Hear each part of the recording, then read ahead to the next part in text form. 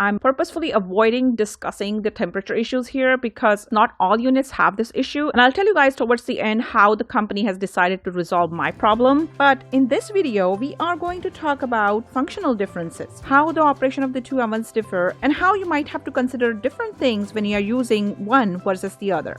Hi friends, here we are, 2 ovens, 3 weeks, a few failed temperature tests, and many flared tempers later. In these 3 weeks, I have baked, roasted, rotisserie, toasted, proofed, and air fried in these 2 ovens. And in this video, I'm going to share with you my thoughts about them. Some positive, some not so much. I'm also going to show you how these 2 have fared, any wear and tear that I have noticed in this short amount of time, and I'm also going to show you which of these common pans fit inside which oven and which do not. I've also contacted the customer service for both, and I'm going to share their replies as well. So about 6 weeks ago, I wasn't even aware of these 2 products. I set out researching for the new air fryer lids and came across videos from John Sanders and Lana Under Pressure. John convinced me about the Ninja oven, Lana convinced me about the Instant Omni, and then I spent the next 2 weeks trying to decide between the 2, looking for any comparisons I could find to help me make a decision. And I couldn't find any. So finally I gave up and bought these 2 with my own money and decided to make the video series for those like me who are having a hard time making a decision. The goal for these videos was not to show off my culinary skills, but actually to test the claims that are made by these 2 companies about these 2 products. Okay, I'm not affiliated with either of these brands, and I do not get anything from making one brand look better than the other. If you're interested in learning about the dimensions, accessories, etc., definitely refer back to my very first video in this series. I'll have the entire playlist linked here and in the description box below. In this video, we are going to talk about functional differences.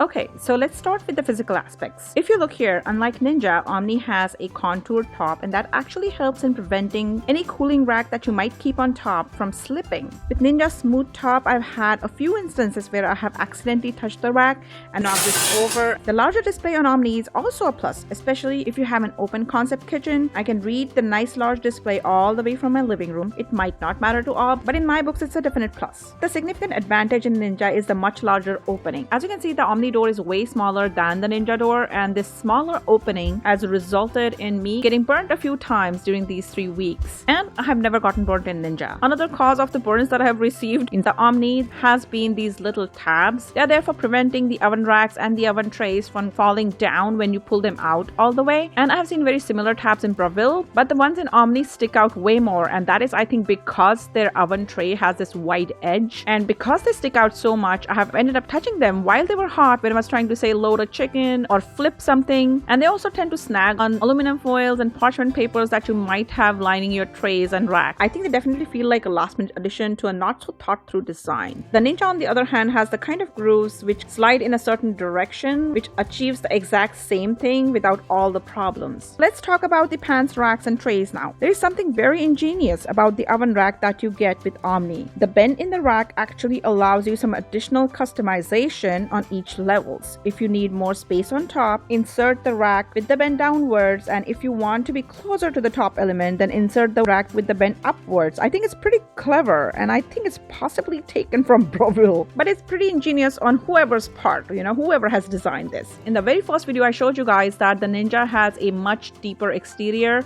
but that is because the convection fan and the additional coil sits in the back. But having this coil and fan in the back has significantly reduced the depth of the Ninja oven, whereas having this dome on the back has increased the depth of the Omni oven. If you look at the oven racks side by side, they look very similar in length, but the Omni is actually a teensy bit wider. Also, even though I really like the standalone design of the Ninja's air fryer basket, and I appreciate that if I need an additional air fryer basket, I just need to buy one basket and not an additional air fryer basket and tray as in Omni's case. But after using the 2, I have come to realize that having the tray underneath is actually very beneficial to catch any dripping that might come from your food, so that when you're taking the food out, the grease or liquids don't drip everywhere on the oven doors or on your counters, and you don't have to do kind of finagling with the fryer basket and an additional tray underneath. So it has somehow ended up being a plus point for Omni. Now, most of us already have some standard pans in our kitchen, so the extra depth and the slight extra width in Omni's case actually matters here. It is able to accommodate a standard 12-inch pizza pan. This is an inexpensive Target brand pizza pan, which was just $5,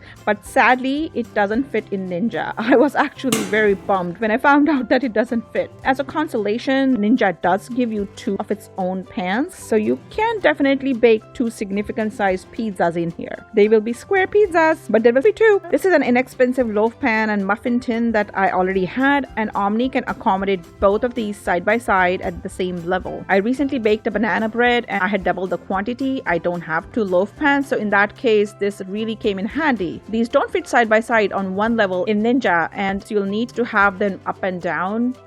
Now this little casserole baking pan that I have fits very comfortably in Omni. It does fit inside Ninja too, but just barely.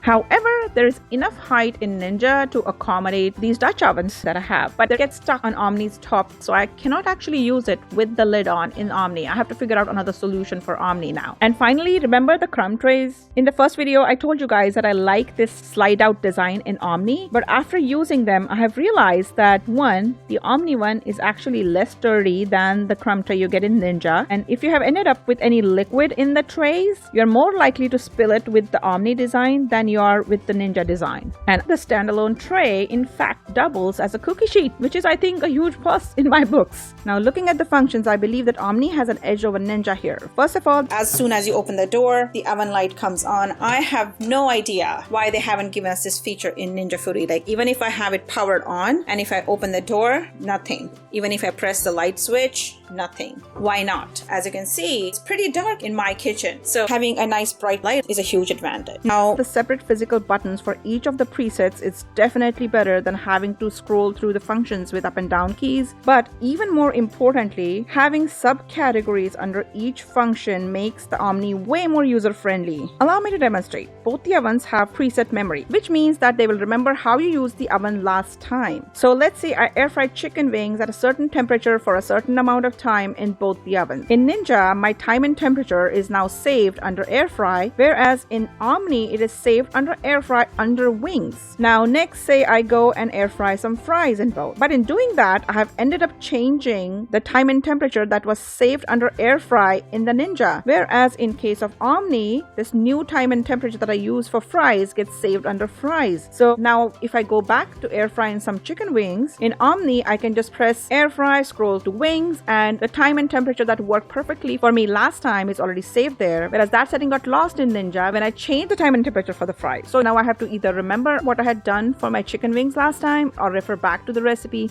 So I do think that having the presets and sub presets and having the times and temperatures saved under each is a really great function to have. Now with all the positives, I have also noticed 2 problems with Omni. First one is that if you hit the start button, even just for the demonstration purposes, and stop it immediately, a little cool off fan starts off and that just keeps on going for I think some fixed time. I don't honestly think it is based on temperature. And similarly, if you hit the cancel button even accidentally or the time that you had set initially runs out, no matter how immediately you add additional time to your cooking, the Omni still goes into preheat for a significant amount of time. If you have seen the chicken wings video, you'll see how that can be super annoying. You might want to add just 2 minutes, but now the Omni instead goes into this preheat mode. There is no way that the temperature has dropped. You haven't even opened the oven door. So I don't know why Omni would need to preheat again for that much amount of time. That problem doesn't exist in Ninja. Well, in Ninja, preheat doesn't exactly mean reaching the temperatures. Apparently in Ninja, the whole 90-second preheat just means getting the cold air out of the oven. I wish they had another little beep or something which told us when the oven had reached the set temperature, because especially for baking like cakes and breads, it's very important to have reached the temperature before you load your things. Now the reason why I'm not discussing the temperature issues here is because I have learned that only some of the units from the batch where there was a cover on the convection fan in the back have the issue that I pointed out. So when I contacted Ninja, they offered to send me a replacement, and from what I have learned from all of you guys in the comments below is that apparently the newer versions of the same DT201 model do not have those issues. So I'm just waiting on my replacement at this point, and I'll let you guys know once it arrives how it is functioning, and I'll leave the customer service numbers for both the ovens in the description box below if you guys need it. But reviews like my temperature problem video are important because it kind of makes us an informed consumer, and it also informs the companies so that they can go ahead and fix the problem if it exists. But anyways, the reason why I had to contact Omni customer service is because of the significant wear I'm noticing on my unit in the matter of just 3 weeks, which is kind of ridiculous to be honest. In all fairness, I have used the Omni a little bit more than the Ninja, but the damage I'm seeing definitely seems excessive for a 3-week use. First of all, I showed you guys that in the very first use, the oven tray got scratched when I put the air fryer basket in the tray. I mean, that is how it's supposed to be used. So honestly, the tray should not be getting scratched. Secondly, the little screws that attach the rotisserie forks to the spit have already rusted in the 3 attempts that I have made to rotisserie chickens in this oven. And it is kind of disgusting, that something that comes in such close contact with the food has started rusting so quickly. It shouldn't rust because I thought those were stainless steel parts. Also, if you look inside, the interior of the oven also seems to be getting scratched up just from its own racks and pans sliding in and out, which is not good. And the little foam piece, the one that is behind the handle, seems to have started peeling in my case. I'm guessing it's from the heat because actually I've done very minimal cleaning on the exteriors. This strip actually feels like another of their last minute additions, like those tabs on the inside, possibly added as an afterthought when they realized that the oven door does get hot, and when you try to grab the handle, you can end up burning your knuckles if you touch it. And for a company who has successfully created Instant Pot, I love my Instant Pots, by the way. I don't know why the construction of this product seems so much inferior. Anyways, the customer service seems to agree that none of these issues should exist, and they have agreed to send me the replacement tray once they restock them, and they have put me on back order for that. However, they haven't told me if they're going to replace my entire oven. They told me that they will be able to answer that only after they get the oven back in stock, which was a bummer, but the customer service agent told me that since I was still within the return window with Target, I could possibly go back to Target and get my unit replaced there, which is a hassle, but I appreciate the transparency. So there you go. On one hand, we have Ninja, a way better designed and constructed product. On the other hand, we have Omni Plus, a product with way better functionality. I wish I had one oven which kind of had both. So right now I'm just waiting on the replacements, and once I receive them, I will do a side-by-side temperature test on my new and old Ninja, and I will kind of tell you guys if the foam sticker on the new Omni starts peeling again. So if you're interested in those updates, make sure that you're subscribed and hit the notification bell. If you like this video, don't forget to give it a thumbs up. I would love to hear what you guys have to say. Did I miss anything? And please keep it respectful in the comments, guys. I'm very open to discussions.